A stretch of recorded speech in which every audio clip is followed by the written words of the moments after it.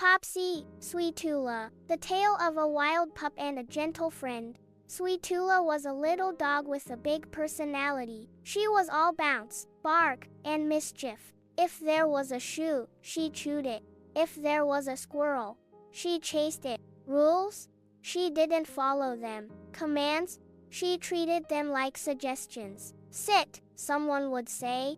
Sweetula would twirl in circles. Stay, they'd plead. She'd leap over the couch and dash out the door. She was noisy, messy, and fast. Some called her naughty, others called her wild, but Sweetula just called it fun. Then there was Popsi. Popsi was quiet and calm, the kind of dog who made butterflies feel safe landing near his nose.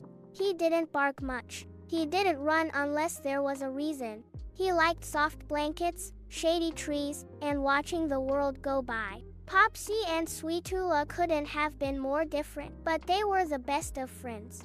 Every time Sweetula got into trouble, Popsi was there. When she knocked over the trash can, Popsi helped her stay out of the way. When she barked at birds, Popsi just sighed and wagged his tail slowly. One afternoon, Sweetula got into her biggest mess yet. She slipped through the garden gate and raced into the neighbor's yard. She dug up flower beds, scattered mulch, and scared their cat up a tree. The humans came running, shouting her name, Sweetula, no. But she didn't stop. She kept running and barking, until Popsi trotted over and stood in her path. Sweetula paused. Popsi didn't growl. He didn't bark. He just looked at her calmly, his eyes full of patience. Later that day, Sweetula curled up next to him. "Why don't you ever get in trouble?" she asked.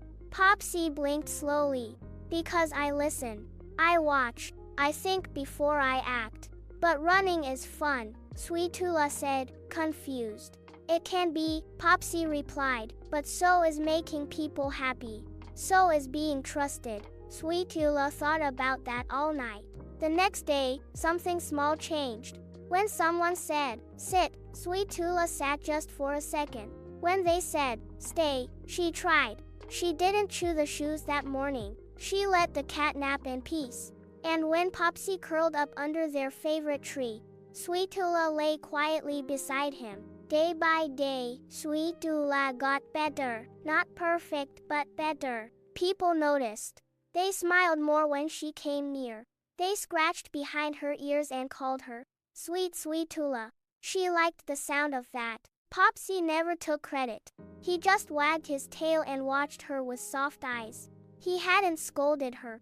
He hadn't forced her to change. He had shown her another way, patient, gentle, and kind. And Sweetula, she still had her energy. But now, she knew how to use it in ways that made the world brighter. Because sometimes, all a wild pup needs is a calm friend to show them the way. Moral: with kindness and patience, even the wildest hearts can learn to grow.